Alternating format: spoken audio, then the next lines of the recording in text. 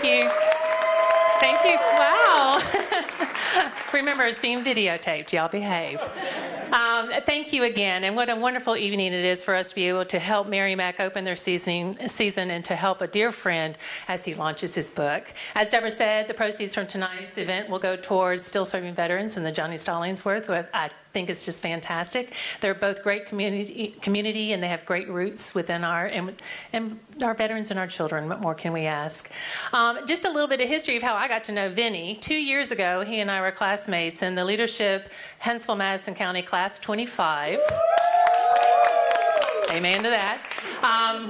At the time when we walked in the door, those of you that have been through leadership know that all titles are checked at the door, and all I knew him as was a heavy New Yorker, northern accent, and didn't know anything else about him. So we were paired together in a small group, along with 3 other wonderful individuals, in which we spent the next 10 months working on a project for the community on the quality of life. Over those 10 months, I had the opportunity to really watch Vinny as he worked through his leadership skills. And I ended up at the end of 10 months of taking notes of what Vinny was saying versus taking notes of what our project was supposed to be doing. So we've continued our friendship, and he called me last week, and on my cell phone, it comes up the general on my cell phone. And I said, "Hey, Vinny, what's up?" And he goes, "Shannon, I want you to introduce me."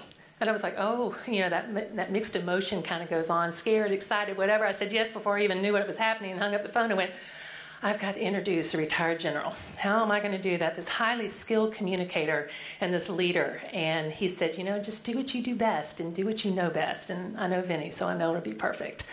So there are 3 things that Vinny kind of looks at when he is starting his conversations with his audiences, and there's 3 questions. He has about 1.5 minutes to 2 minutes. And it's, who is the speaker? What is he going to be speaking about tonight? And why should I care what he's speaking about? Well, your speaker is Vinny, retired General Officer of the United States Army of 33 years. He now spends his time working within our community and nationwide, speaking on supply chain optimization and leadership. And you'll tell in just a minute, he's not from around these parts. You'll tell by his accent. But it's funny, I giggle whenever he tells his story. In his 33 years career, he must have moved his sweet wife, Cheryl, 19 times. But when it came time in 2009 for them to decide where they were going to retire, they couldn't run fast enough to Madison, Alabama. And that says a lot for our community, I think.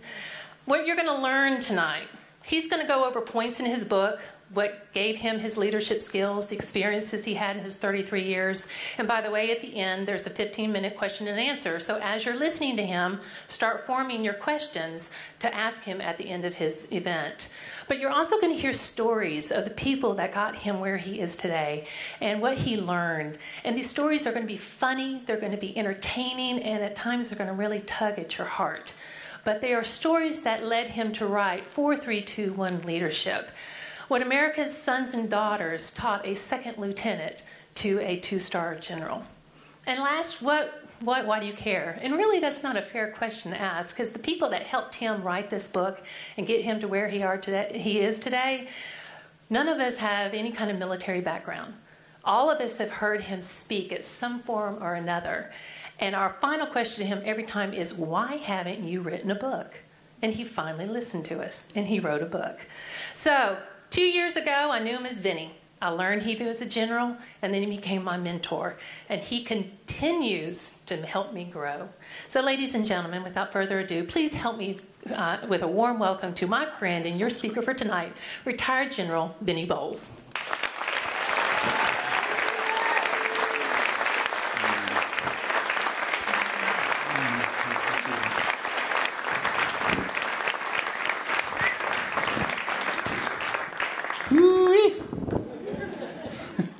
If I was smart now, I'd just say, what are your questions? Wow. I was a little nervous about tonight. Because I started, when Deborah came to me and said, we're going to do a, kind of a book event, we'd like you to do this. I said, Deborah, Friday night in August in Alabama? You're killing me. She said, honey, it's going to be great. School starts on the 19th. Football doesn't start till the 30th. They got to do something Friday night the 23rd, they can do it with you. I said, works for me. And then I was still a little apprehensive, a little nervous. So I Don't normally do this, but I looked at my horoscope today. We gonna be fine. I did not make this up. You'll come face to face with many sides of human nature today. Friendly, impatient, concerned, frustrated, confused, and more. The best part of your day will involve helping people to a better state of mind. I should walk out now. Shannon, thank you so much. I am humbled by your and Jamie's friendship, and just so fortunate to have you in my life. And it's just very, very great. And you've made the transition into Huntsville just so magical for all of us, and thank you so much. I want to thank you all for coming this evening. You can only get 24 hours in a day. You got lots of things going on in Huntsville, and there's lots of stuff going on, and we're just honored and privileged that you would spend it with us this evening for these great causes, but also for me. Why are folks here tonight? I know the deal. Some of you are really dear friends, and you just, want to help Vinny out. Some of you are here to see, did Vinny tell the truth in his book? Some of you others are here to see, did Vinny tell the whole truth? We're going to find out. We're going to, by the way, Deborah didn't say it, but she normally usually says something like, if you're going to please put your cell phones on mute. Please don't use your cell phones. I'm telling you, if you're tweeting or Twittering how great this is, use it all night. I don't care.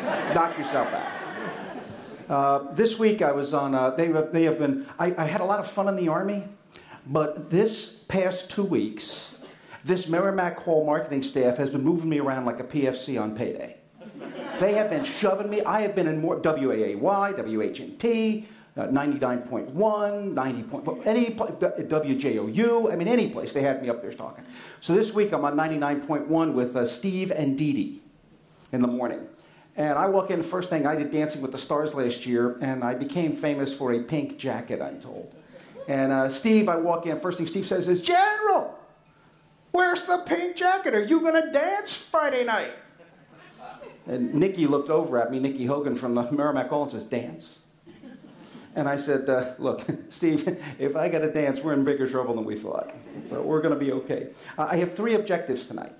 I'm going to talk a little bit about kind of the rest of the story about this book and kind of how it came to pass. I'm going to tell some stories from the book that I think will speak to you. And then my only goal, someone came up and said, how long are you going to talk? And I said, I'd like to stop talking before you stop listening. So fair enough for you? Okay. And I intend not to dance is my implied task. Okay, Martez, let's see if we can get the show on the road. Wow. Who's that guy? June 1976. I've been in the United States Army for 3 weeks. If you can't see the sign in the back, it says, reserved for any second lieutenant. It was a parking sign. After 3 weeks in the Army, the only thing I knew how to do was put on that uniform and stand in front of that sign. That was about it. I was clueless. I couldn't pour water out of a boot if you printed tip on the heel. I had no military background in my family, none. I joined the Army for the simplest of reasons. I didn't want to work in Boles' bar and restaurant. My dad started working me when I was 10 years old at 5 a.m. in the morning. And one day I was 16 and he looked at me and he says, someday this will all be yours. And God forgive me, I wondered under my breath, man, I got to get plan B. So I went to Niagara University, and somebody ran into me and said, you want an ROTC scholarship for 2 years? I said, what do I owe for 2 years? They said, you got to give us 4 years. 4 years, I'm not mopping floors in Boles' bar. This has potential. We could do this. So away I go. And what we're going to do tonight is, you've already had the reception. We'll do the book signing a little bit later, and we'll kind of go from there. But whenever I hear that introduction, like I hear from someone like Shannon, and I see that picture, I'm reminded of 2 people kind of compete for space in my head. I imagine my mother, if she was sitting right here in the middle chair right now, she'd be hearing that introduction, she'd be beaming. The seat wouldn't be able to contain her. That's my boy. Yeah. And then I balance that against the fact that if my first platoon sergeant was somewhere over here, he'd be walking out to the bar now going, how the hell did this happen? Because there wasn't anybody looking at that kid in 1976 or 1977. There weren't 2 sergeants having a conversation that went, have you seen this Boles kid? He's got general written all over him. Yeah. They were looking at me saying, Christ, he may not make captain. Don't laugh, I agreed with them some other day. So that's what we're going to do and we're going to talk about. My agenda, we're going to go over tonight how I got started, how this book got started and stopped and started and stopped and finally finished. We'll go over the photos and stories behind them. I'm going to tell you a story about leadership as personal. I'm going to talk about 3 questions to ask and answer before you launch people off on something. 2 reasons for stress in organizations and a funny story about that, a true story. 1 critical factor when you're working with folks, how do you solve the trust equation? And we're going to have Q&A. You got to help me here. Okay? Deb Jenkins says, I can't leave unless I answer 5 questions.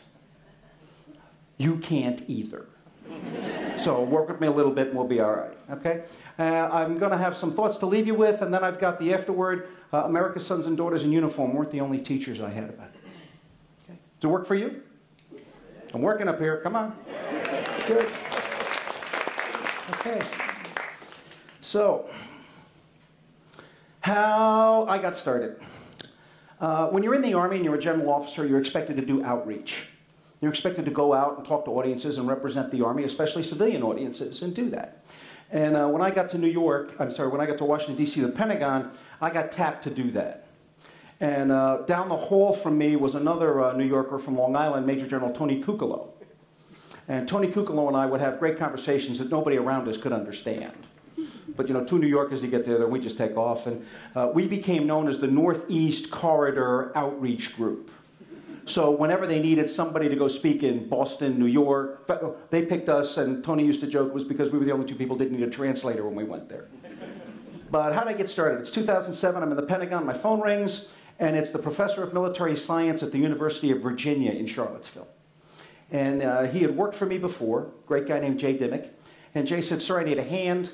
I need a guest speaker for the commissioning ceremony for the Army, Navy, Air Force, and Marine cadets, in a couple of months. And I said, okay, got it, signed up, went in to do it. 400 people, 100 cadets, parents, friends, bands playing. Every dean from the university is sitting on the stage. The university sponsors this the day before commencement. I mean, this was not Little League. So I went up, did the speech. The good news with a speech like that is, in the cadet's mind, you're measured by how long the speech is. They really aren't listening to a single thing you're saying.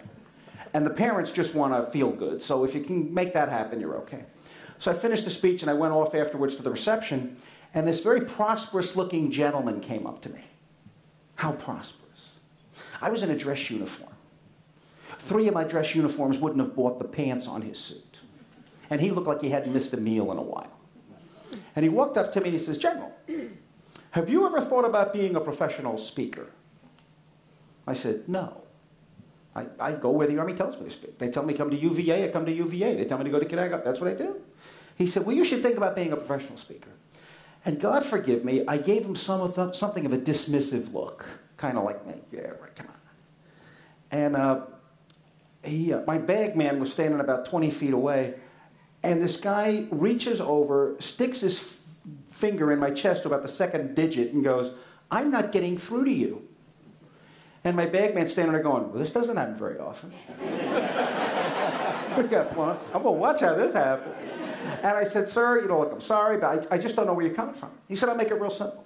I have a sales force. I just paid some guy thousands of dollars to come speak to my sales force, and he wasn't half as good as you.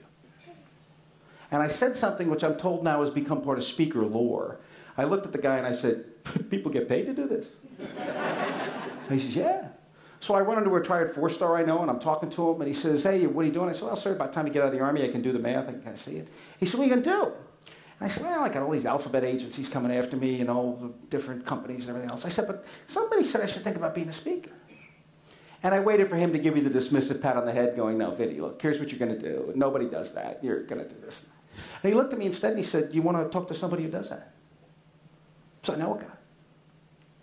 Yeah. Coincidence is God's way of saying he still wants to be involved. The next thing I know, 2 weeks later, this guy is standing outside my door, Mike Abrashoff, a retired Navy officer, and he says, General Kern tells me that I should talk to you about speaking. We talked for 20 minutes. He says, you can do this. Next thing I know, I'm getting a phone call from the Washington Speakers Bureau saying, we saw a video of you speaking, and we'd like to talk to you about this.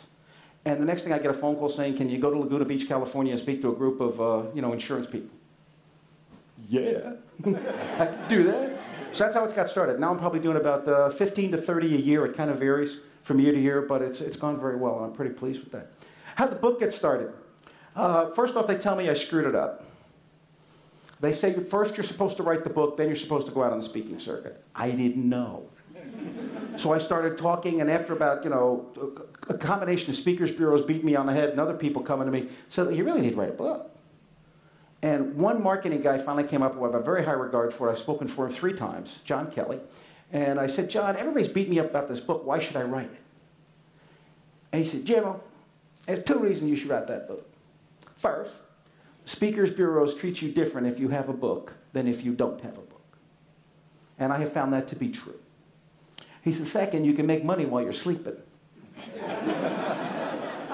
I may be stupid. I'm not that stupid. Light went off. I said, I got this. So away we go. So I started writing a book, and I started writing a leadership tome. I went through all my notebooks. Leadership A to Z. So, every letter of the alphabet, I picked 3 stories, and you know the drill. Add activity over it. Don't mistake activity for achievement. Behavior's believable. Don't mistake confidence for competence. You kind of got the drill, and I was putting it together. I was about 70% done. And I ran into a gentleman named Clint Greenleaf, who runs a company called Greenleaf Publishing in Austin, Texas. And we struck up a nice conversation. He's a former Marine. And he said, hey, when you have about 70% of the book done, send it down to me. I said, okay, got it. So I sent it down to him. And he called me back, and he says, when you come down to Austin, let me know. We'd like to see you. I said, all right. So I come down to Austin. I go see him, and they take me in. They take me all around to see the operation. They talk about the book, and they say, our senior editor wants to meet you after lunch. I said, okay. Her name is Larry. Dad wanted a boy. She didn't cooperate. So he stuck her with Larry, L-A-R-I. That's her name. So she's there, and there's a big room with whiteboards all over it. She says, talks to me for about an hour and a half, has gone through the A to Z thing, has seen my videos, gone on the Speakers Bureau's websites, and she says, okay, I only have one more question. What is it?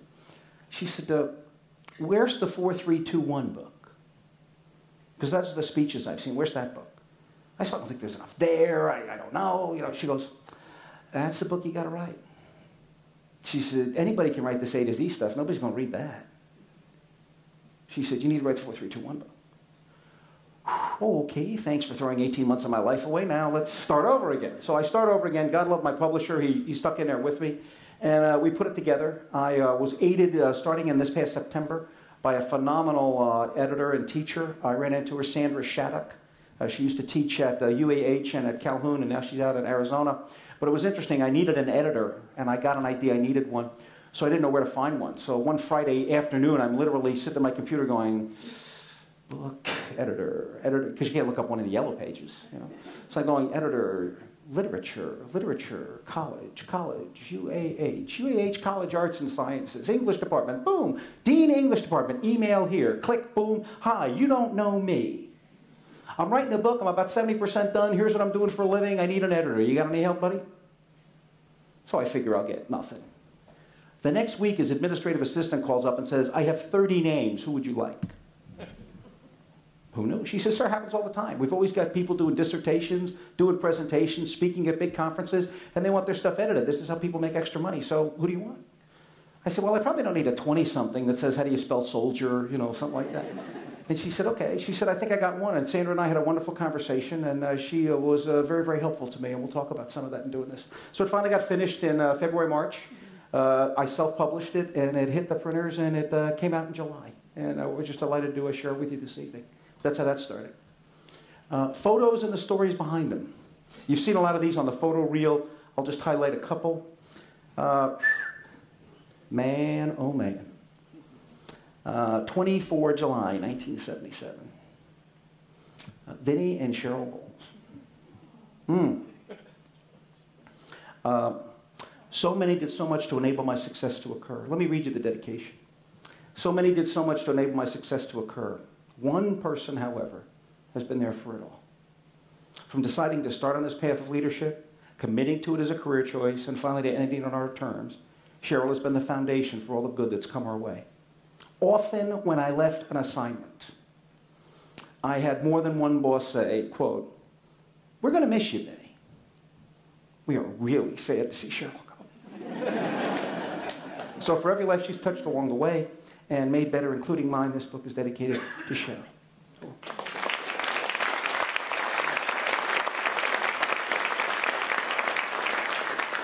A couple of photos here that were on the photo roll, but I'd highlight a couple things. Mom, Dad, myself, May 1965, my confirmation in New York City. From my father, I learned hard work and hustle. He had an 8th grade education, came off the boat from Ireland. Figured out he wasn't going to get a job on the New York Stock Exchange, so he had to hustle. He had the following jobs. He worked on the Rheingold Brewery beer truck, going around to bars and restaurants around New York City on his route and delivering kegs and things and everything else. Another job he had was he was an elevator operator from 3 to 7 o'clock at the rush hour in the Chrysler Building in New York City. Now, I kind of thought that was funny until I actually went in one of these large office buildings, 60, 70 stories, and you start to see what rush hour looks like from 3 to 7. And so he did that. And then he was a bartender at a bar in Rockaway, Queens, with an Irishman he knew that he'd come from home with. Oh, I forgot to say, those were the 3 jobs he did all in one day. That was one day for him. And that's what he did. And he just did that again and again and again. And if ever I wanted to complain about working hard, I had somebody call me up once and say, why did you go in the Army? Because I'm thinking of starting a restaurant. And you've got some background in that. You're really good at this logistics stuff in the restaurant business. I'd like you to kind of think about coming into the restaurant business with me.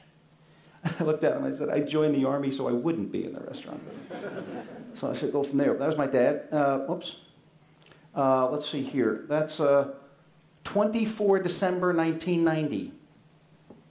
We're smiling, but we ain't real happy.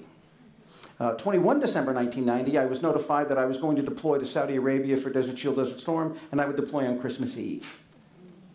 And I left Cheryl there with her mom, her dad, an aunt, an uncle, and a dog, and Merry Christmas, and see you later.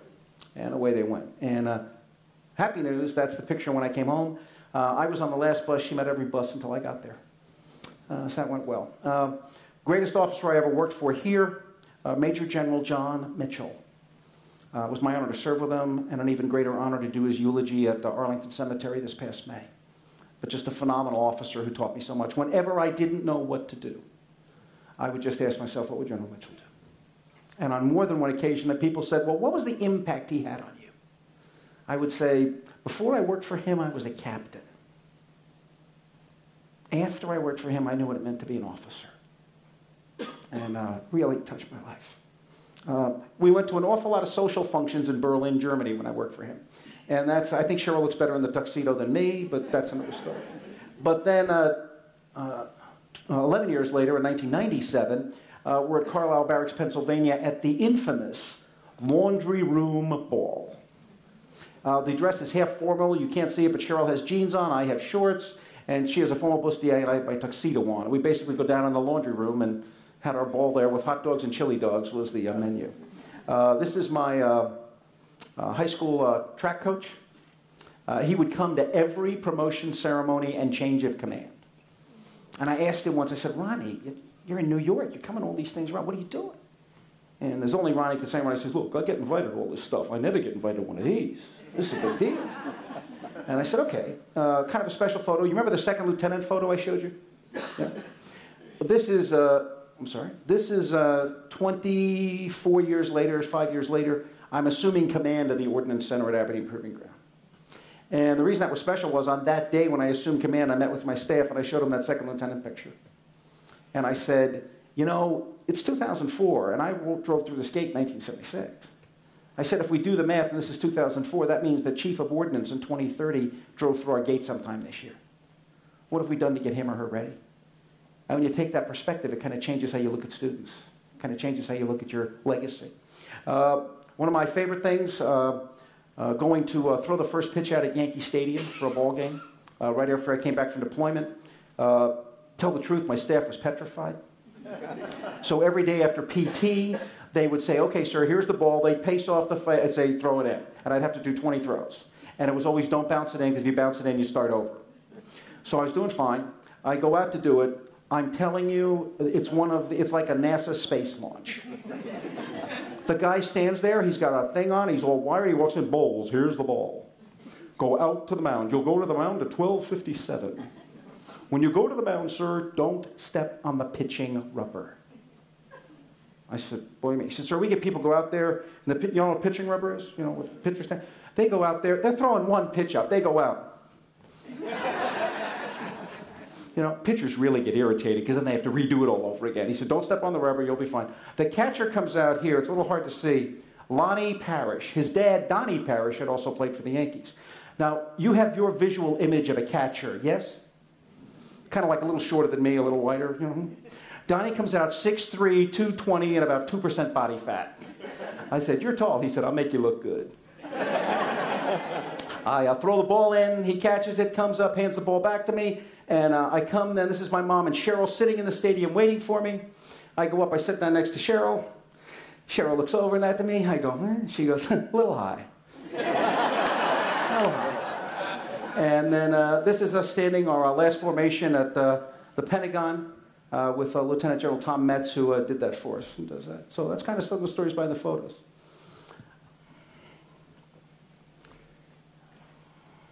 Rolls off your tongue and sounds good when you talk fast. Leadership is personal.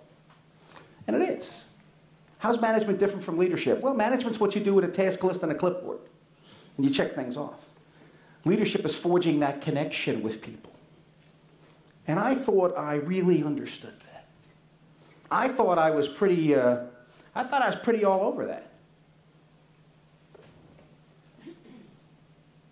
And then I went to Walter Reed Medical Center in 2008. I just finished a medical appointment at Walter Reed. Nothing critical. Just the old man aches and pains we can't shake off at 50 that we could at 30. And I asked the staff at the end of the exam if I could go visit the wounded soldiers there from Iraq and Afghanistan. That was not a special thing. Dozens of officers and non-commissioned officers did that all the time and came in to visit. And the staff was skilled at handling that. They were great at handling it, in fact, knowing what patients wanted to be seen, what patients preferred to keep their privacy. And Cheryl was with me, and her skill as a nurse and just general overall wonderful demeanor tended to ease a lot of the stress and tension in the hospital room. We entered the room where the patient was a young lieutenant, about 25, 26. His father was at the soldier's bedside. I asked the father the usual questions. Where are you from, sir? Phoenix, Arizona, he said. How's he doing? It's tough. What are you doing now that you're retired, sir? I'm taking care of him. At that point, the young lieutenant started to come around, and I got to see how tough the situation really was. He'd lost both legs above the knee, had lost his right arm at the shoulder. His left arm was encased in some kind of a metal cage, and he was in traction. The brave young man smiled at me, said, "Good morning, sir," and we began to talk, falling into that rhythm of conversation between soldiers since the Roman legions. Where's your unit, location in combat, how many soldiers, what's the deal, where you from, where'd you get the training, all those things. We moved on to marital status. He was married. There were pictures on his wall of family, friends, and a massive and very happy Labrador Retriever. He told me he'd been in the front passenger seat of an up-armored Humvee. That's a wheeled vehicle, like a Jeep, the replacement to the Jeep, when an IED, known as an improvised explosive device, went off. And he suffered the wounds I saw in front of me. Thanks to great medical intervention immediately following his injuries, he had been able to survive the incident. 3 other soldiers from his unit in the vehicle had all been killed. During our talk, his mother joined us. And after a few minutes, the lieutenant looked at his parents and with a friendly toss of his head, kind of asked him to leave. And Cheryl followed. The young man asked me to come to his bedside, and he beckoned me even closer. When I finally had my ear to his cheek, he said, "Sir, would you please scratch my nose?" And as I did, he thanked me. And I was convinced I'd just accomplished the most important task of the week. Then he looked at me and said with a seriousness only a survivor can understand, "I failed, sir. I didn't bring the guys back. I'm the only one who lived." With all he had suffered already, and the hard road he had to hoe coming up in front of him, this leader, more than 25 years my junior, affirmed something that day. He was a committed leader, connected to his folks, And even after their deaths, he still remained connected to them. I listened as he talked about them, told me about each one. He told me what he loved about them. And as he spoke, what he missed about them. And then he asked me, what do I do now, sir? I didn't only hear the words he spoke in that moment. I also know what he was saying beneath those words. How do I go on? I had 2 stars in my uniforms and a lot of years of experience. And they helped me in a lot of nasty situations, but I felt ill-prepared to handle that. Finally, we spoke some more for a moment, and I told him, look, you've been saved for a reason. It's your time to dedicate yourself to finding out what that is. You will grieve for them, but you have to find out what that is. He thanked me, we hugged, asked me to scratch his nose again. And as I departed, his mom and dad thanked me for my time. On the drive out of Walter Reed, this young man, this young national treasure had given me far more than I ever gave him. Saying leadership is personal sounds really great when it rolls off your tongue and you talk fast. But I came face to face with it that day. Leadership is personal. 4-3-2-1 leadership. What America's sons and daughters taught me on the road from second lieutenant to 2-star general. Leadership should be easy. At 2:43 this afternoon, p.m., I Googled leadership. And in 0.42 seconds, I got about, it said, 2 billion, 10 million hits. Put another way, there's plenty of information on leadership. Go to Amazon.com, type in leadership book in June, and it says there are 6,772 books on leadership. Type in today, there are 6,773. So there's plenty of information. The other reason it should be easy is people want it. People want to be well led. Who sits there and says, wow, I can't wait to go work for the idiot I work for? People want to be well led.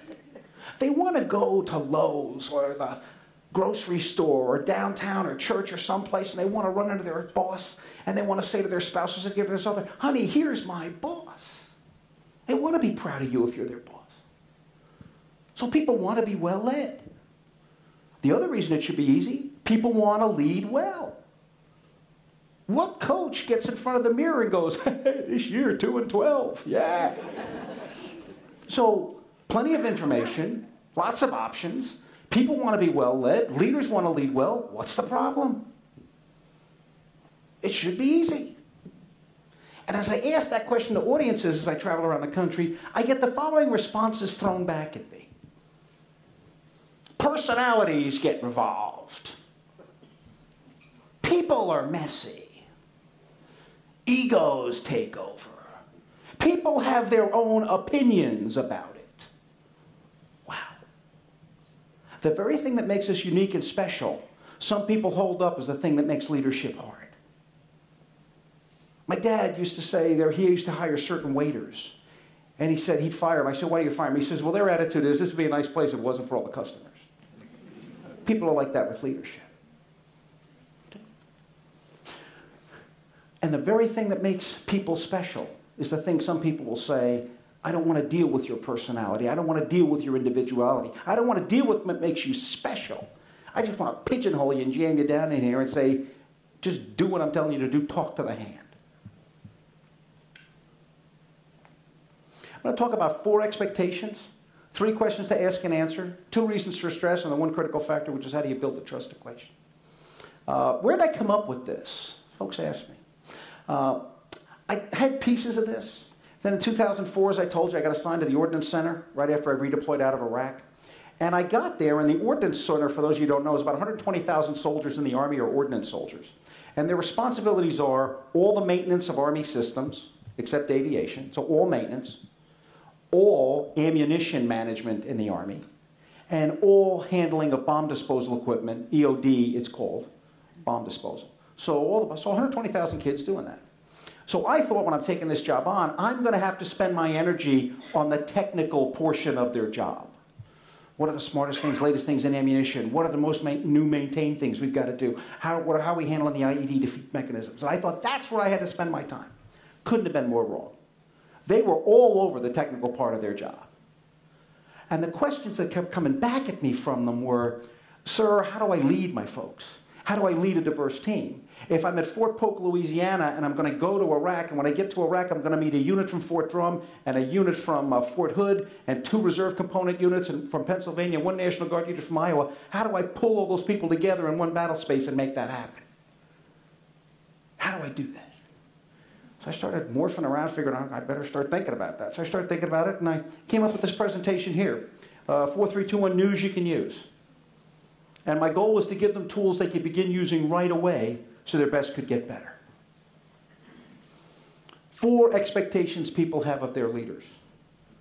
I stole this. Shortly after the attacks on 9/11, I was born and raised in New York City, so the Twin Towers going down had a different meaning for me because I remember my dad taking me downtown in New York and watching them go up. So as they came down, it had a different meaning for me. And as I saw them coming out, I don't know about you, but I was sick and tired of listening to the news. So finally I just turned on to C-SPAN and I watched C-SPAN. And one night, about 2 weeks after the attacks, former President Clinton, whose wife at that time was a senator from New York, was on. And he was talking about the challenges we had to face and everything else. And I remember he said, and I was sitting there listening, he said, we have to support President Bush in the 4 most critical things he'll have to do to get us through this crisis. There were 4 things.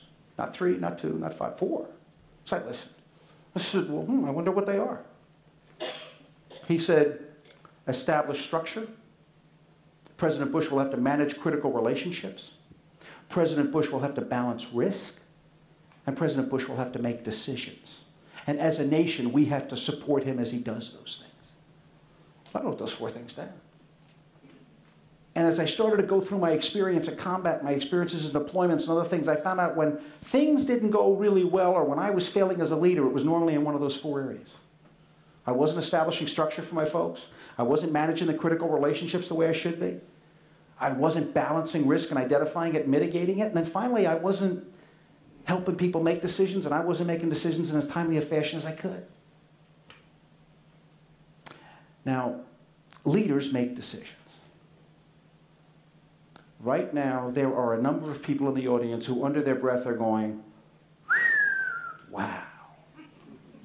The general knows leaders make decisions. Aren't you a smart one? I'll bet you got an A in your leadership class, General, didn't you? I'll bet you're a rocket scientist.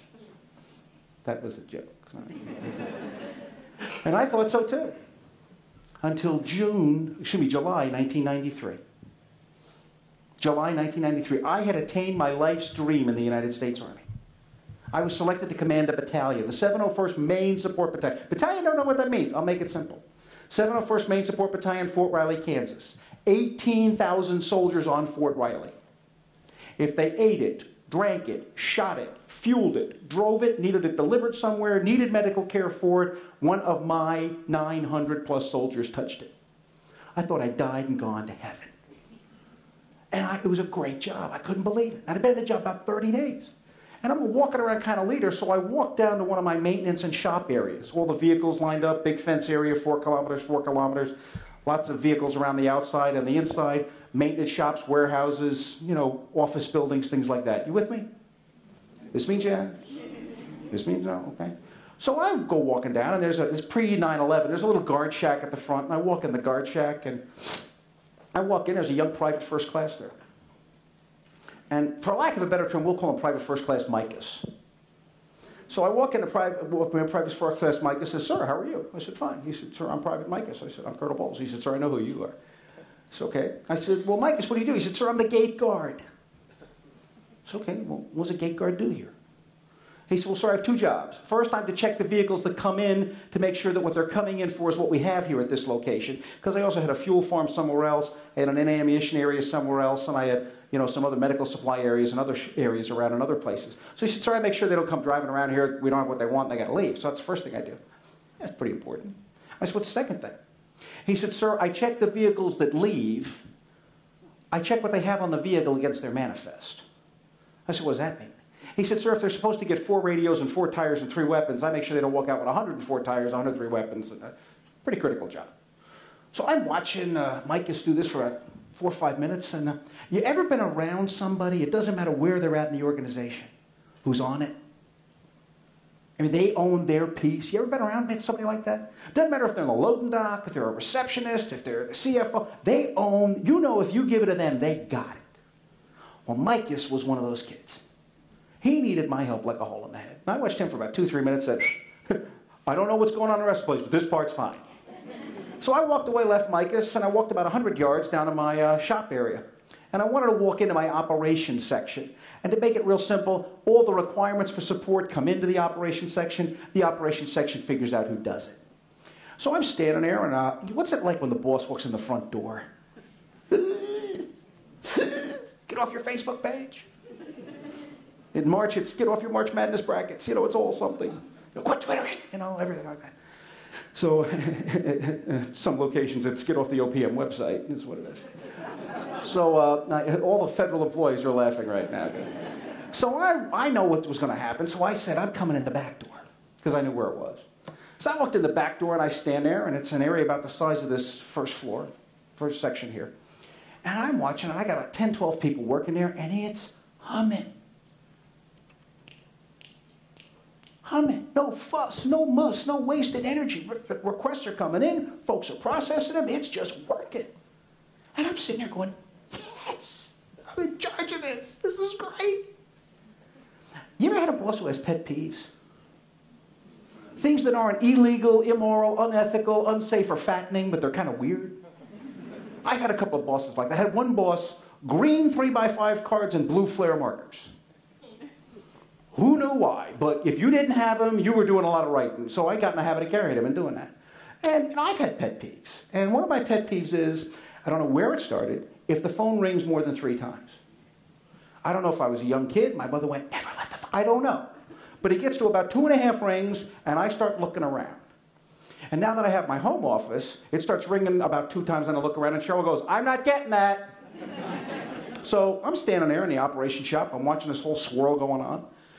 And the phone starts ringing at the desk in front of me. There is nobody available to answer this phone. This is 1993, pre-voicemail days in the government. There's nobody around to answer the phone. I'm a helping kind of guy. 701st Maine Support Battalion. This is the Support Operations Section. I'm Lieutenant Colonel Boles. Can I help you? Oh, God. Nervous. Probably wanted Private Smith, Corporal Jones. Last thing they expected was, get Colonel Boles on the phone.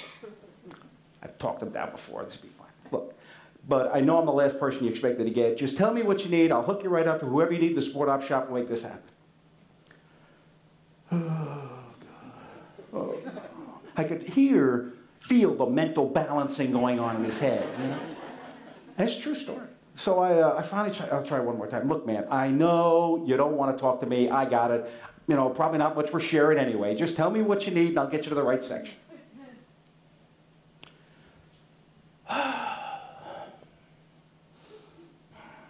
Sir, this is PFC Micus. I'm supposed to call the operation shop up whenever Colonel Boles shows up?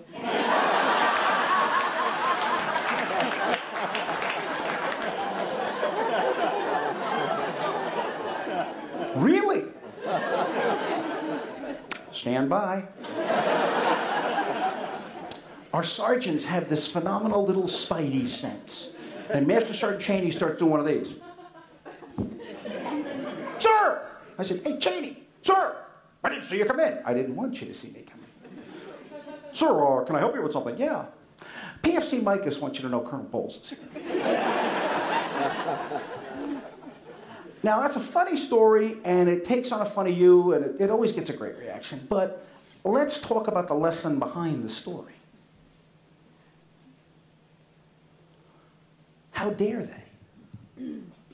Who made the decision? I was a brand new, I'd been there 3 weeks or something. And all of a sudden they had this policy out that the organization had to be protected from me whenever I walked around. And when I started trying to figure out, who put that policy in place, they all started moonwalking like Michael Jackson. Well, it wasn't us, sir. The guy before you. Hey, it wasn't me. So I, figured out a way to work around that. And the critical question, some people say is, well, the phone call didn't take very long. It only took about 90 seconds, 2 minutes. What's the big deal? Wrong question. Here's the question. How many trucks did Mike just miss? How many trucks did he miss? How many times did we stop him from doing his real job, his important job that he knew was his job, so he could flip around on the phone to say, Colonel Boles is coming, be careful, the inbound missile is arriving. How many sub-optimized decisions get made like that in your organization that if you knew about it, you'd be really bothered? How many of you go to staff meetings? Probably a whole bunch.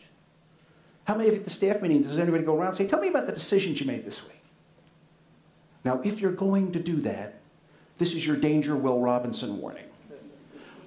The first time you ask that question, you better bite down the inside of your jaw, because you're going to hear some things you're going to want to go, what? But just like now, but leaders get paid to make decisions. They also need to understand that in the organization's mind, you are responsible for every decision that gets made. Mike just thought that was okay with me. He thought it was stupid, but he thought it was okay with me because I was the boss. And that nobody would have told him to do something if it wasn't okay with the boss. That wouldn't have happened. So when decisions get made, you better figure out that they hold you responsible for all the decisions in the organization, not just the decisions you make. And deciding to decide is the most critical decision. 3 questions to ask and answer before you launch people off on something. If I could tattoo one thing on the inside of every leader's eyelids, it'd be this. I've had some great days in the United States Army. I've had days I'm convinced when I go to heaven, the heavenly finance clerk is going to be standing there with a clipboard going, Boles, Vincent E., come here. Way too much fun. You're giving back half your retired pay. And I'll just say, go see Cheryl. And it'll be fine. I've had some other days. I've had some days I pay somebody to take from me. Whenever something went wrong in a unit I was responsible for, whenever I failed in something, it was because I did not ask and answer 3 questions. Every single time I failed at something, when I ran the traps back, it was because I didn't ask and answer these 3 questions. What was my standard? What was I trying to get my folks to do? Could I articulate what I wanted them to do? And if the answer to that question for you is no, I can't articulate what my folks to do, you shouldn't be surprised when they can't give it to you. But they're going to spend a whole lot of energy trying to figure it out. Second, if I've articulated what the standard is, do my folks have a system to execute to that standard? Can they get it done? Because there's few things more frustrating than knowing what the boss wants and looking around going, I have no clue how we're going to do this. We have no system in place to do this. And the third most critical question is, who's in charge? Because I find the stovepipes in organizations usually work pretty well. It's when the stovepipes have to intersect that stuff has to happen, that stuff gets kind of off track. And one of the ways to help you fix that is you got to end meetings differently. And I say that, people go, Because y'all have meetings, right? Y'all go to meetings of some kind. Meetings are all the same. Everybody comes in, everybody sits down. Somebody talks, somebody listens. Somebody takes notes, somebody doesn't. And usually at the end of every meeting, after everybody has flogged everybody in the room about what they're supposed to do, the boss looks around and goes, do you have any? And the answer is always what? And you would hurt somebody who had one. If they asked one, you'd go send them an email. I got places to go. I got stuff to do. Do it on your own time. I got to get out of here. So what you have to do in order to solidify who's in charge and make sure those intersecting points are working well is, ladies and gentlemen, I submit you have to change the way you end meetings. I want, are there any questions, to be the next to last question you ask. I want it to be the next to last question. So after you've articulated the standard, you've convinced you've got a system to work this, I want you to look around to your folks and say, are there any questions? They're all going to say, no. Well, that was kind of lame. The alcohol was pretty good. Are there any questions? No. And then you ask this question.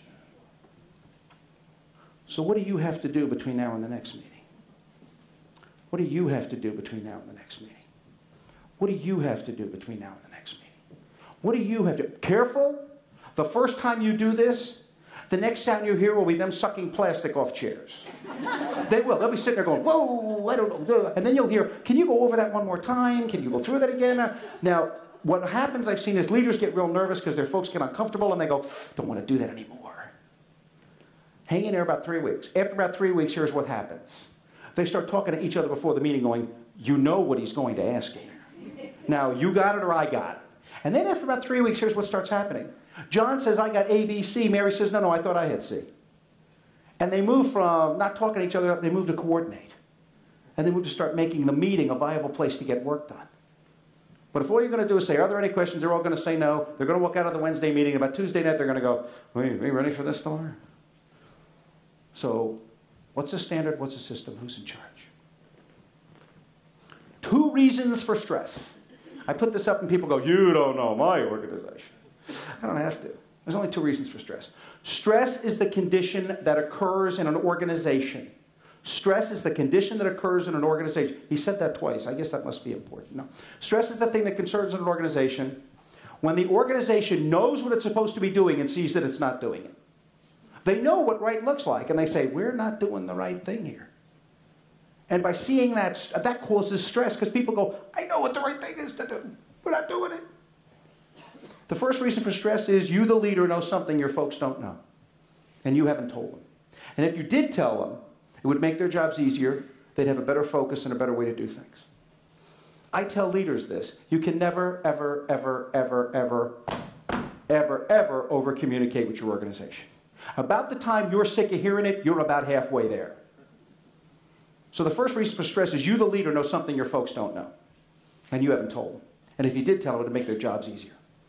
Had a client I was called on to consult, and as I went around doing the sensing session with the staff, they said, there's one thing about the boss. We got all these contracts, millions of dollars of contracts. He's got us spinning our wheels in this $100,000 contract. I mean, we're having IPRs, meetings, and we're going, it's $100,000. What's the big deal? I went to the boss. I said, they're kind of concerned about that. He said, well, they don't need to know.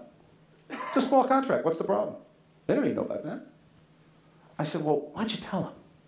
What, you think it would help? So I went in when he went to tell him. He said, oh, I realize some of you wonder about that. We're going to try to win that contract, because if we win that contract, it's our first government contract, and it would allow us to get past performance so we can start bidding on bigger contracts. As soon as he said that, what was the reaction in the room? Well, we got it. We got it. All he had to do was tell them. But he didn't, quote, think they needed to know. It's my information. You don't need to know it. So that was one thing. The second reason for stress is you, the lead, know something the boss doesn't know. And you're looking around trying to wonder, is it okay to tell him or her? Can I let him know? Is the climate, environment okay in here to go in and let the boss know this isn't working so hot? Put another way, are you able to go in and tell the boss, I know it looked great on the PowerPoint chart when the consultant briefed it 4 weeks ago, but it's not working on the shop floor right now. And you find as you start to work through that, there's no shortage of people that want to stand between you and telling the boss. And you'll get conversations like this. You want to do what? Do you understand that consultant was his college roommate? I wouldn't go in there if I were you. I wouldn't do that. You want to do what? You want to tell the boss it doesn't work? That's his baby. He got the funding for that. He got the budget for that. He got the approval for that. He went on and got that going. And now you want to tell him, no, don't go there. So you got to really step up and go, boss, here's stuff you got to know. Meanwhile, I find there were bosses going around saying, I really wish I knew what was going on here.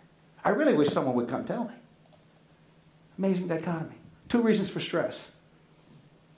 You know something the boss doesn't know. The boss knows something you don't know. You see, I have written here, speakers' bureaus and the law of unintended consequences. When you go to get picked up by a speakers bureau, and I'm with 5 or 6 now, I was with this one speakers bureau, and you want to talk about cattle call. It is the ultimate cattle call. They bring you in a conference room. They bring in the 30-something, 20-somethings, about 30 or 40 of them. They sit in a big circle. They all sit there, look at you. You get introduced, and it's like, talk. They're the sales force. And what they're doing while you're talking is they're looking, going, can I sell this guy? Is there clients out there that wants what he's pushing? And I went over and I said, they said, what's the 4, 3, 2, 1 thing? And I went through it real briefly, and they said, and there's 2 reasons for stress. And the the elder tribe lady, who was the keeper of all knowledge in the sales force, who'd been there a while, she looked over at me and said, what are the 2 reasons for stress? And I said, well, the leader knows something his folks don't know. Or the folks know something the leader doesn't know. And they have to have a climate that they can go tell it. 5 days later, I went back to the Speakers Bureau, walked in and saw the COO. I said, how's it going? He said, hey, you were a famous guy around here. Everybody knows who you are. You know how many people walked in that door and said, General Boles said, there's stuff that I know that you need to know, and here it is. I've only had one gig from those people. I don't know why. There's a story there. One critical factor, how do you solve the trust equation? And I get asked this, and they say, well, Boles, how do you solve the trust equation? I think, first off, if you're a leader who establishes structure, manages relationships, balances risk, and is willing to make decisions, if you ensure that your folks know what the standard is, they have a system to accomplish that standard, and they know what they're in charge of and who else is in charge of them, if they have an environment where the boss tells them what's going on and what they need to know, and they have an environment where they can go back to the boss and say, here's what you need to know. Ladies and gentlemen, I submit you would trust a leader like that. I submit that those form the building blocks for trusting a leader like that. Because you can lose it so quickly. I've seen trust go like that. Like that. And I see leaders try to regain it after it goes. Good luck. It's a long road to hoe. And it doesn't go very well. What I'd like to do now is kind of talk to you about 3 reasons for stress. We did that. 1 critical factor of trust. How do you solve the trust equation? What I'd like to do now is talk to you about what didn't make this book, but might make the next one. Sandra Shattuck, as I said, my editor, she's out in Phoenix now taking care of her parents, her mom. And she drove all the way out to Phoenix by herself. And when she got there, she sent me back an email and said, Vinny, I couldn't stop thinking about stories for the book. She's going to work my butt off like no tomorrow. What did make this book, but probably the next one? By the way, Q&A is coming up afterwards, so please have some. My longest week. July 1994. I'm in battalion command. I just left. We're getting ready to farewell my old boss. He's gone. We farewell him. New boss comes in. It is the first week of the new boss coming in. First week. The first day, I get a phone call that says 2 soldiers shot and killed in the barracks. Then I get the call that says the platoon those 2 soldiers are from has got to be deployed to Guantanamo Bay, Cuba,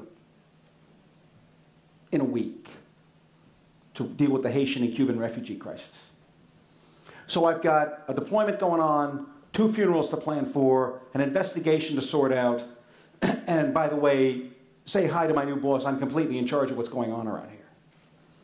That was a long week. He spent no time with me. None.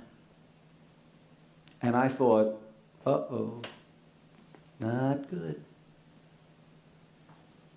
Except it was the Thursday of that week, we were having a briefing for the families of the soldiers who were deploying.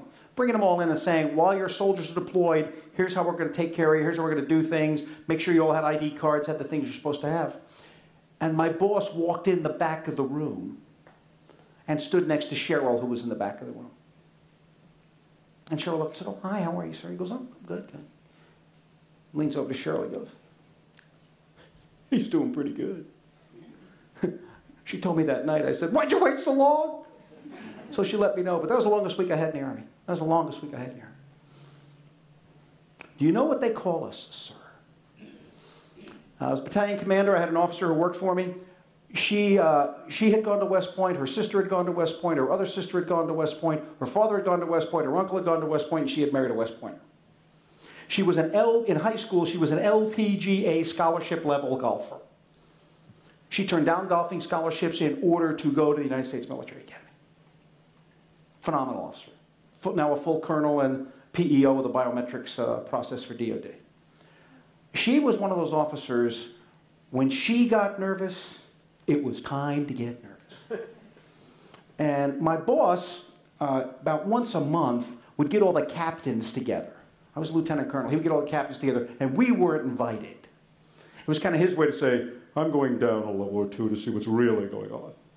So I just kind of wondered how it was going, and one day I said to Sandy, her name, I said, hey, Sandy, how are those lunches going? She said, they're great. We have a lot of fun. I said, oh, okay, good. She goes, yeah. She says, we all sit together. Nobody else does. And she said, we did have a bad time at the last luncheon. I said, what happened? She goes, well, Didn't get back to you, huh? I said, no. She goes, well, sir, one of our commanders, one of our captains, 701st captains, made a statement, and 2 other officers from another unit attacked that statement. The other 6 of us took them on. It was like pretty ugly. I mean, they shut up in about 2 seconds. And I said, whoa, that was a little tough. She goes, sir, do you know what they call us? No. Sir, they call us Boles' Irish Mafia. Now, being a New Yorker, I hear mafia terms and I'm thinking cement shoes, bad things. I'm going, well, that's not good. She goes, sir, we love it. She says, do you know how many people want to be in this organization? I said, do you know how proud we are of that? She said, we're really proud of that, sir. And I didn't know how proud until July 2009 when 300 people came to my retirement ceremony and my 701st kids were in the back of the room handing everybody a pin when they walked in and said Boles' Irish Mafia on it. So it was kind of a cute thing. But I never forgot that when she looked at me and said, do you know what they call us, sir? It's not my problem. Was one of my failures. I had a colonel that worked for me. I was a general officer, 1-star. I said blue, he said red. I said black, he said white. I said yes, he said no. It didn't matter what. You tracking? Where you come from? Didn't matter what the, nice day. No, not really. I don't know my son. I just couldn't work. And I tried. Really tried. He did too. And one day, we're deployed to combat. We're trying to make something happen. And he just comes up and says, sir, you're not appreciating me. We're not connecting. And he was right. And we've been at this for about 15 months. And I finally just snapped and looked at him and said, you're right. And it's your problem. I've done everything I can do. I've searched my heart. I don't know what else I can do. It's on you, bud. You got to figure out how you're going to deal with it. I didn't sleep that night. But it was the only way I could cope anymore because I wasn't sleeping anyway because I was spinning my wheels worrying about this all the time. And it was very interesting. As soon as I said that, he quit complaining, started doing his job, and shut up and quit whining at me and just started doing his work. And I knew a couple of subordinates, and they said, sir, you took his excuse away. He couldn't use that excuse of the boss and I don't get along. It was like, well, me and the boss better get along. But I never forgot that as one of my failures. Glenn R., 1978, private first class, Glenn R. DeWilly. Little town in Ohio, was a mechanic working for me, for Lieutenant Boles. It was a Friday in Kentucky, it was hot, and I wasn't having a good day. And DeWilly decided this was the moment to give Lieutenant Boles a sensing session. He chose poorly. But he said, this army's all screwed up. Oh, from the mouth of babes, Yes, private first class, please tell us how to save the army now. And he says, this army's all screwed up. This is wrong, this is wrong, this is wrong, this is wrong. It's all screwed up. When's the army going to challenge me? And I wasn't having a good day. And we had this magazine, this organizational magazine called Soldiers Magazine. And there was an article in it about applying to West Point. So I reached down, pulled the magazine out, threw it across the table at him, hit him in the chest, said, you want a challenge? Go to page 27. There's a challenge. And get out of my sight. DeWilly's roommate was the administrative clerk for the battalion. DeWilly reads that article, wakes the clerk up at like 10 o'clock at night and goes, we got to put this packet together this week. Monday morning, he walks into my office with the packet and goes, here. Now put up or shut up, Boles. So I start making calls, because I didn't go to West Point. I'm calling West Pointers, lieutenant colonels, saying, we interview this kid. They interview him. Every interview goes great. Kid goes to West Point Prep School. Kid gets commissioned in the Corps of Engineers. Kid goes to Stanford to get his master's in environmental engineering, goes to West Point to teach environmental engineering. And then Cheryl's from Buffalo, New York, and I still remember one of the greatest days was when he sent me an invitation to his change of command to command the Buffalo Engineer District. And then he asked me to come to his retirement. And then he came to mine. And he sent me an email a month ago that said, bought the book, read it, thanks for not changing. Where are you going to find your Glenn R. DeWilly? Because they're out there. And they don't come to you in a nice little box already. You got to develop them and work them. And how will you find them? Your going in position matters. This will really go in the next book. Your going in position matters. To make a long story short, which Jack Kane will tell you would be new behavior for me. But to make a long story short, I was on the Army staff in the Pentagon, on the logistics staff, and I was made aware of a problem we had for about 300 soldiers and their families a year. If a soldier wanted to get out of the Army or retire out of the Army and they were overseas, it was more difficult for them than if they were already in the United States. They're overseas, they don't have a job yet, they don't know where they're going to come back to, and we had a policy that said you get one move. So pick while you're overseas, maybe you don't where your job is, maybe you don't, pick a place to come back to, that's the deal. So I found out about it, dug into it a little bit and said, whoa, got to fix this. It's only 300 people. So because I had the transportation piece of it, that was okay, but it's also a personnel regulation, so I had to go to the personnel system. And I tried to work, and I thought this would be easy. It's 300 folks, how hard could this be? It doesn't cost a lot of money. 1.1 million people in the Army, I'm talking about 300 a year. And I start talking to the personnel person. You ever had a conversation with somebody and you can like see the words passing each other? Like I'm talking in French, he's listening in Greek, it's like not going well. And I finally looked at him and I said, look, we're not connected here. It's only 300 people. What's the problem? He looked at me and said, sir, it's only 300 people. Why should we care?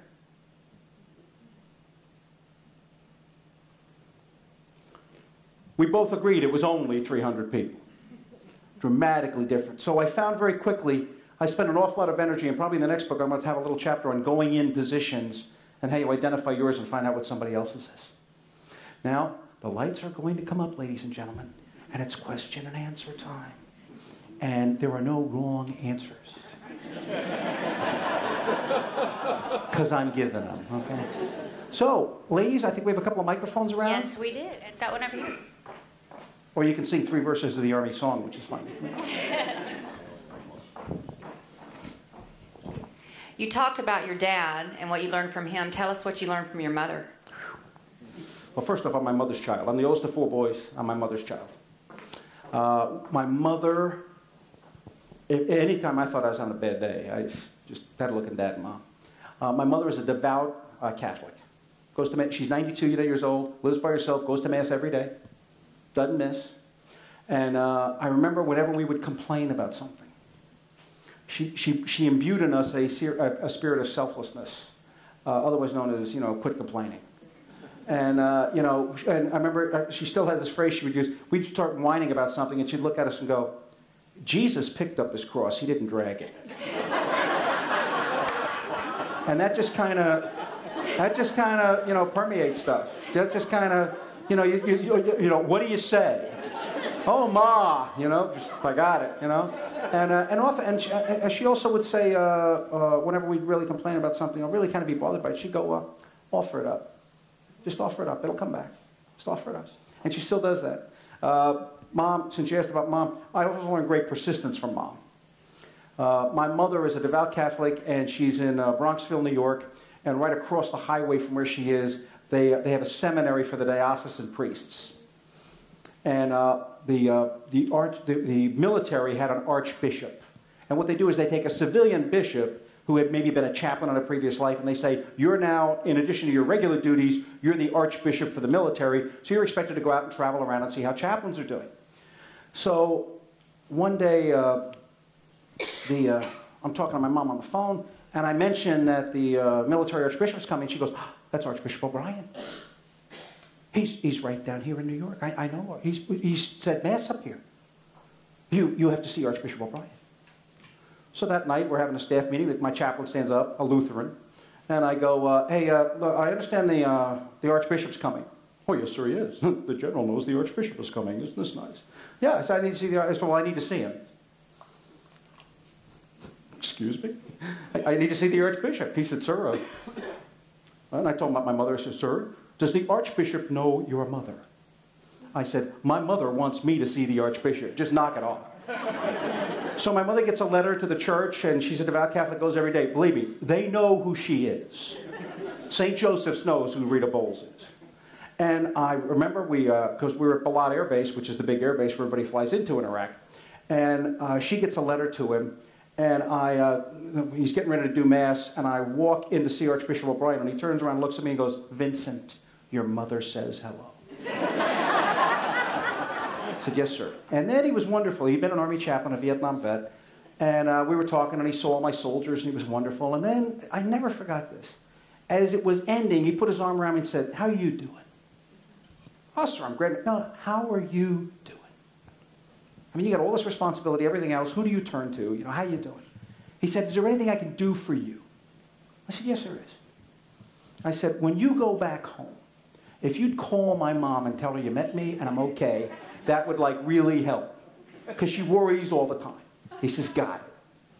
So he does that. My mother wasn't home when he first called.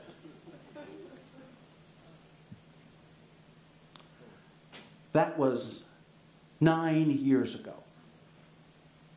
Oh, 10 years ago now. If the phone rings in my mother's house and my brothers are there, they yell, "Don't touch the answering machine." The Archbishop's message is still on the answering machine. She still pushes it and plays it. And you know, she's one day, I'm sorry, I got mom's stories. She's in Bronxville, lives in a little co-op, and there's a little hospital in the village, Lawrence Hospital. And a van from Lawrence Hospital comes up outside the house. And all of a sudden, guy walks up, knocks on mom's door from the hospital van. I said, "Mom, what's wrong?" "Oh, shut up, everything's fine. Here, come with me. Get in the van." So I get in the van. She's here, "Hold this, don't drop it." "Don't drop that." "Yes, Mom, I got it." "Joe, where are we going?" "Rita," my mother's name is Rita. "Rita, we're going to ICU." "ICU? Mom, what's wrong?" "Shut up, everything's fine. We'll be good. Don't drop that." I said, "Got it." We go in, we get to ICU. Then she goes upstairs. "Rita, we've been waiting for you. Room 12. She's got a room? This isn't good. I go in the room. My mother's 84 years old at the time and a Eucharistic minister. She's there to give communion to the people in the ICU. I say, "Mom, you're 84 years old and you're out here giving communion?" She said, "Shut up, they don't know." So, I mean, I'm my mother's child. She's given me a couple of things, among them a sense of humor. Good. First off, things like this don't happen easily. I will just tell you that I've been very, very blessed. I told the Loretta Spencer tale about that. The Leadership Huntsville team and the still serving veterans folks are just phenomenal and do a great job taking care of our kids. I would also say the great team I have at DAU. They're just masterful. I know Jim McCullough's here this evening. He hired me. The story I heard was they walked down and said, "This retired General Boles is thinking about being an instructor. What do you think?" And as only Jim could say, Jim said, "Go see if he's serious." So he did that, and thank God he hired me, and I have some great people that I work with, and they just do a wonderful job taking care of me. My folks, Lori Womack and John Baggett. Lori is my accountant. I am learning more about sales tax on books than I ever wanted to. I mean, and they have a lot of fun. They go, "Vinny, you are wonderful for our education," because every state I go to, they have to certify if I have to pay state tax or not. So she said, "You're doing a lot for our professional development." I'm paying for it too. But they do a great job. And my quality of life team, we talked about in L25, just a great group. And then Tom Patterson of Rooster Tail that manages my website. And finally, last but not least, Tricia Devine, who put all this stuff together. Let me go to, we did that. Here we go. America's sons and daughters weren't my only teachers.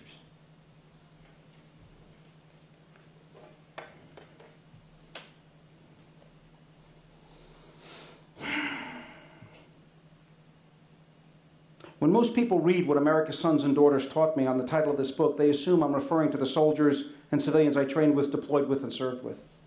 These soldiers and civilians made me their training aid, so I could learn from them on this leadership journey of over 33 years. However, they weren't my only teachers. You never know where the lessons will come from. Mine came from the second grade class at Our Lady of Lourdes School in Bettendorf, Iowa. My deputy at the Field Support Command was a career civil servant named Ron Herder. Ron is indicative of the term quiet professional. A career civil servant since his graduation from Penn State, and he had a concentration in logistics. He had it all.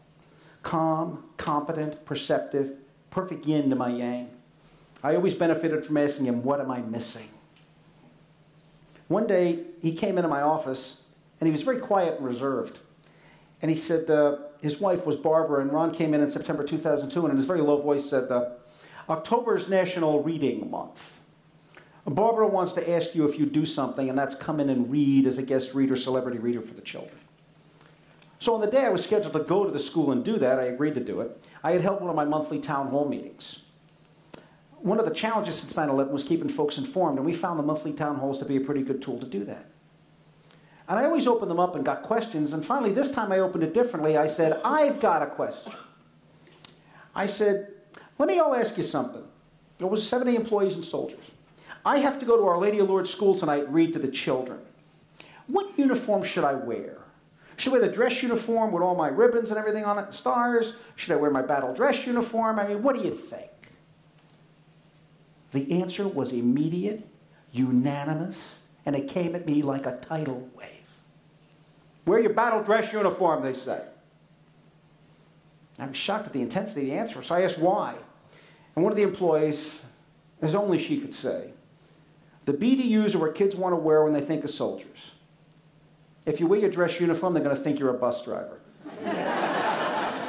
So that my BDUs, I headed with Cheryl off to Our Lady of Lourdes School. At that time, I had 27 years in the Army. And after all the moves and arriving at new locations, you can't help but pick up a sixth sense about a place. And when I walked into Lourdes for the first time, what a first impression they made. The church in general and the Iowa Archdiocese was having great difficulty coping with the unfolding scandals with priests and students. But Barbara Herder and her staff and their school, untainted by scandal, were taking care of their part of the Catholic tradition. The positive energy was palpable, upbeat, and infectious.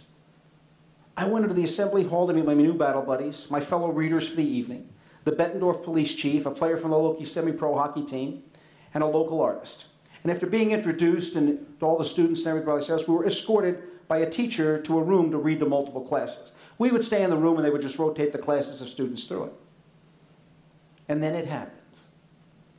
I was touched by Vinny Smith and second grade class. Vinny, her given name is Lavinda,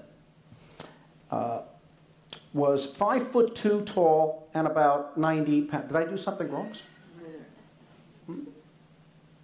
Lavinda, she was 5'2" and 99 pounds after a full meal and a soaking with her clothes on.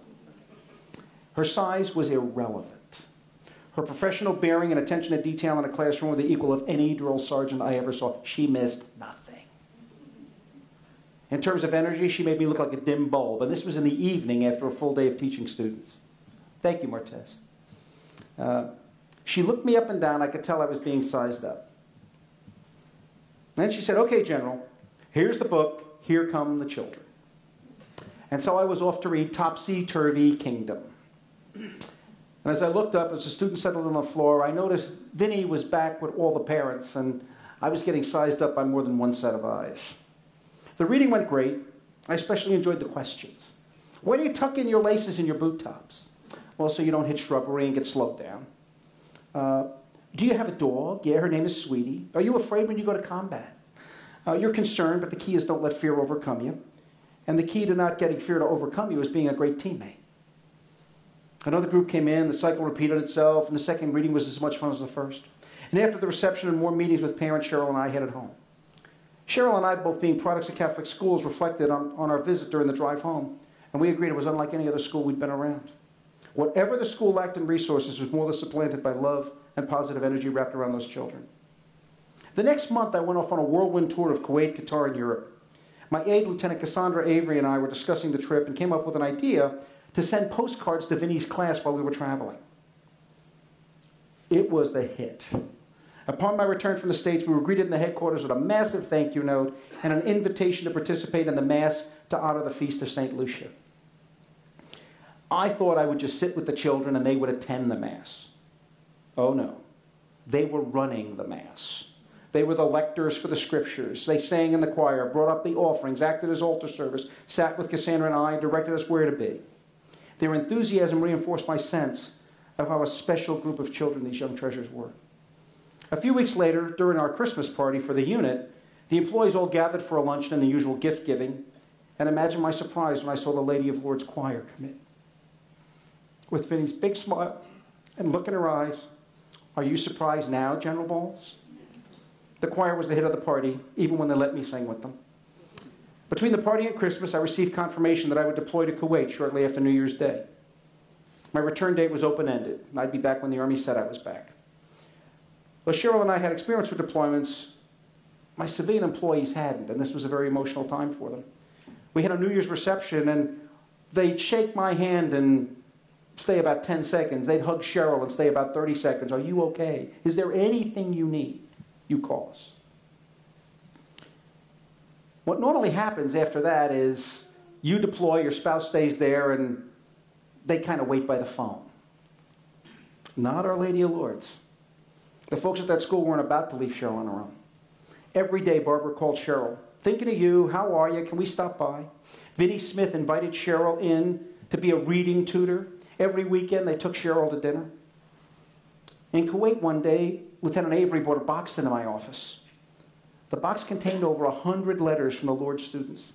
My second graders had organized a letter writing campaign. One night, we posted the letters all around the cubicle farm that seated about 500 people. And the soldiers and staffs began to pull those letters off and start to write back.